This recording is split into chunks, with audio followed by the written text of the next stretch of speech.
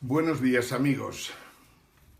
Desde Pirineo Sur en Jaca, dedicado hoy en dos de las partes en que dividiremos nuestra charla a los españoles, y una de ellas se la dedicaremos a los banqueros de todo tipo y lugar, a los banqueros gánster, hablando en plata. He pretendido a lo largo de este verano enseñar algo de una economía que ha nacido a partir de la crisis de 2008, que en el fondo es la continuación de un neoliberalismo desenfrenado que ha fracasado, de unos banqueros que han hundido el sistema monetario internacional y de unos gobiernos que han perdido el sentido de la realidad a lo largo y ancho del mundo. Solo queda como referente Estados Unidos, que curiosamente es el mayor culpable de todo lo que ha pasado desde 1980 hasta 2008. La crisis de 2008, que fue, como decíamos, un temblor preocupante, pero un temblor, no se ha resuelto en 2016. Bernanke no fue capaz de resolverlo y menos lo está resolviendo Yellen.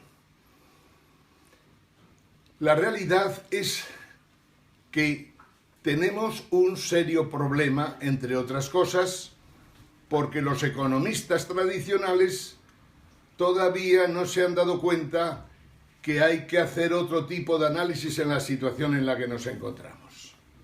Y los que no son economistas todavía peor, porque dicen verdaderas burradas que no tienen la menor posibilidad de llevarse adelante ni sirven absolutamente para nada. Nosotros hemos tratado aquí, o cuando estábamos en las televisiones, el contar la realidad cruda y dura de lo que pasa en España y de lo que pasa en el mundo. Lo más grave de todo lo que pasa en España, aparte de la corrupción que se ha llevado 1 billón de euros de las arcas, especialmente de las administraciones del Estado, sumando a ellas las operaciones especulativas, 1 billón con 12 ceros, en el régimen que vivimos a partir del año 1978. O sea, en 38 años, prácticamente 40, hemos conseguido que políticos, empresarios, equipos de fútbol y gente de todo tipo y ralea se ha robado a los ciudadanos españoles aproximadamente 1 billón de euros. Más o menos una cantidad similar a la que se ha robado en Italia. Más o menos una cantidad, la mitad de lo que las empresas alemanas han pagado en sobornos a empresarios, empresas públicas de todas partes del mundo. Tenemos entonces ante nosotros un gran problema, porque el neoliberalismo parece que solo ha traído corruptos. Y hay que acabar con los corruptos. No se puede acabar con los corruptos si no hay un poder judicial independiente. Y en España no existe. Podéis leer a García Trevijano, a Rafael Termes, para comprender exactamente la esencia del poder judicial en España. Para empezar, no es un poder, es una función.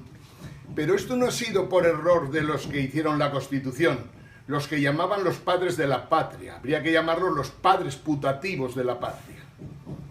Estos señores hicieron una Constitución en la que nunca la justicia fue un poder judicial independiente.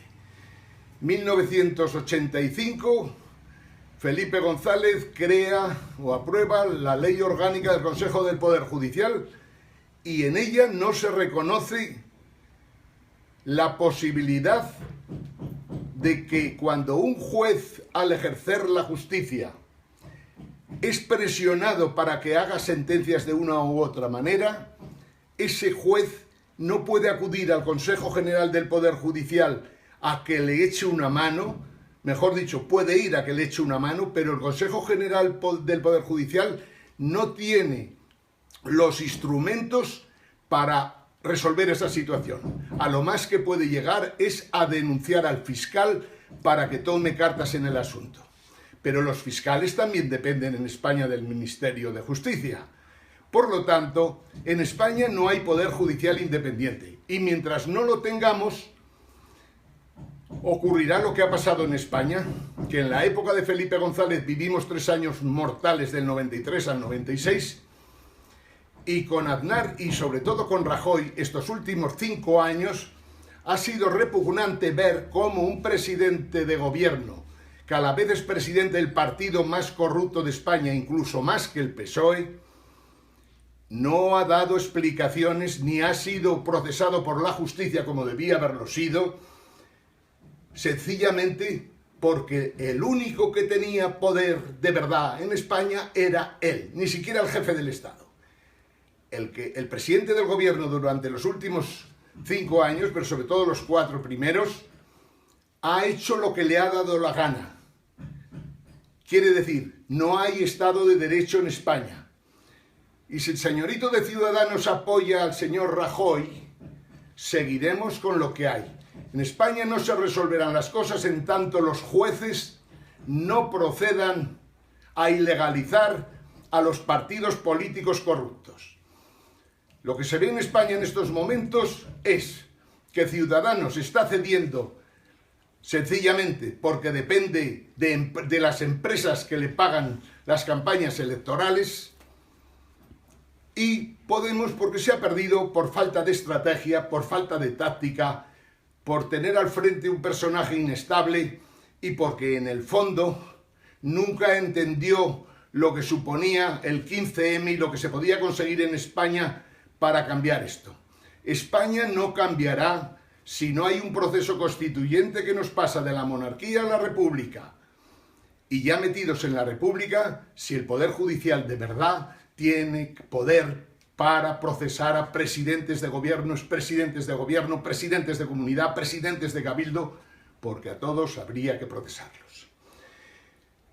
Hoy os quería comentar, estas cosas las hablábamos en televisión, en la 1, en la 3, en la 4, en la 5, en la 6.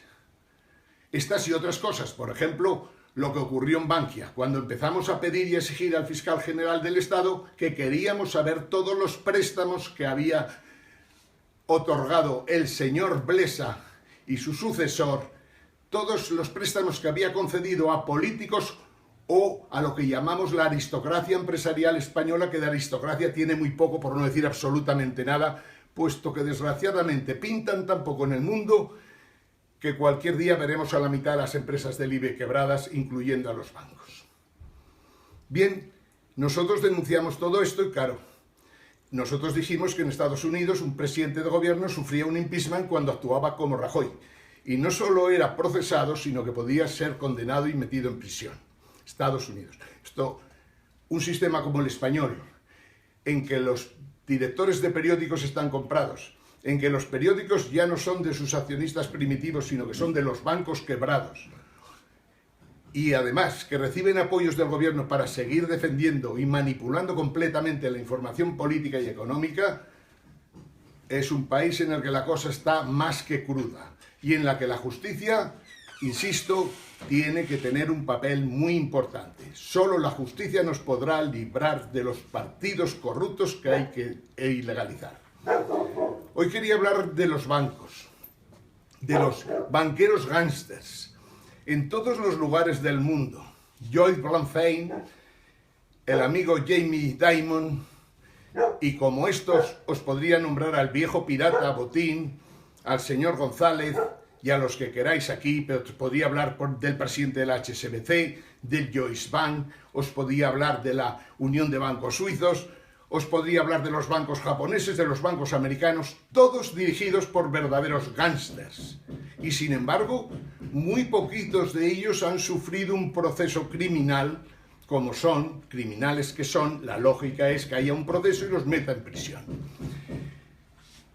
El neoliberalismo ha fracasado por estos personajes. No sabemos qué hubiera sido del neoliberalismo si las leyes de Glass-Steagall, todas aquellas leyes que regulaban el funcionamiento de la economía desde tiempos de Roosevelt, no sabemos qué hubiera sido el neoliberalismo si los banqueros hubieran estado controlados y no hubieran podido emitir el dinero que les ha dado la gana ni participar en proyectos ruinosos, ni titularizar miles y miles de cosas que no valían absolutamente nada, ni llevarnos a una situación en la que en estos momentos no sabemos con exactitud los billones de derivados que hay en el mundo, billones de derivados, las bombas atómicas de Buffett, que en el fondo sabéis que tienen como finalidad cubrir modificaciones del tipo de interés, del tipo de cambio, seguros, por decirlo de alguna manera, de cambios de monedas. Los derivados que tenían una lógica racional interesante fueron pervertidos, se crearon miles y miles de productos financieros de los que se sentía muy orgulloso el George Blanfein en el Congreso de los Estados Unidos. Incomprensible que en el Congreso de los Estados Unidos no hubieran cogido a Blanfein aquellos días en los que estuvo, o en el Senado, lo hubieran cogido, se lo hubieran mandado al fiscal, lo hubiera analizado, lo hubiera lógicamente detectado miles y miles de delitos de todo tipo de variedad, tanto en la presidencia del banco como en los niveles inferiores, y tras el proceso hubiera sido encerrado en la cárcel.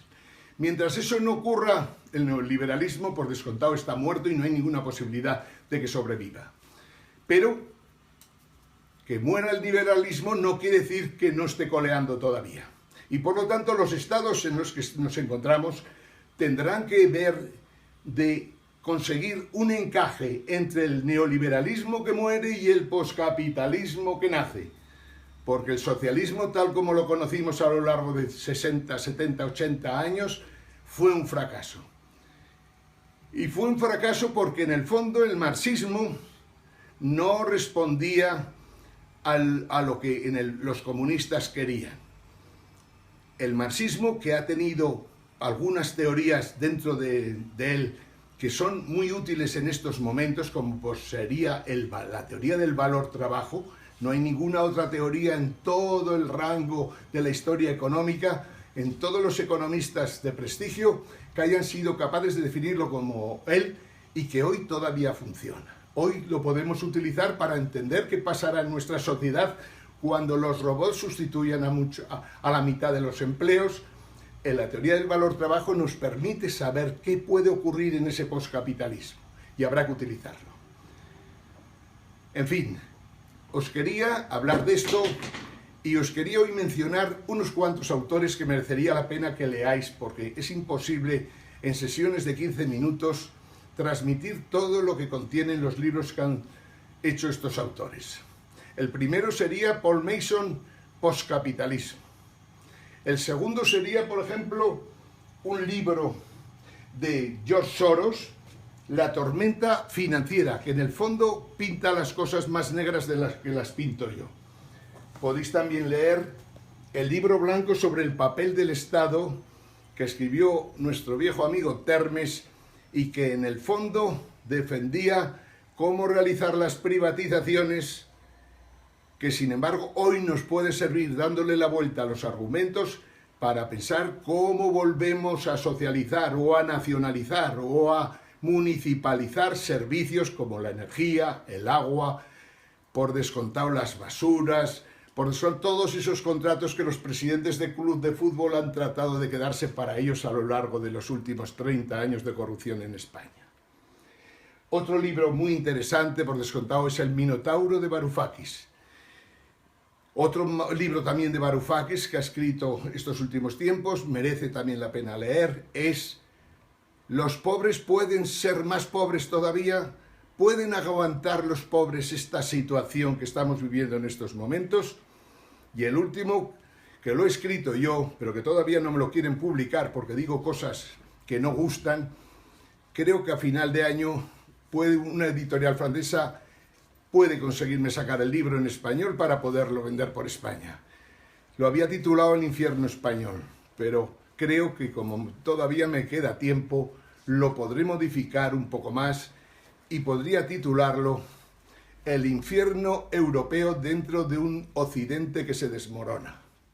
En fin, no quiero insistir más hoy, pero lo que pretendo siempre es tratar de explicar cosas que no se dicen en otros sitios.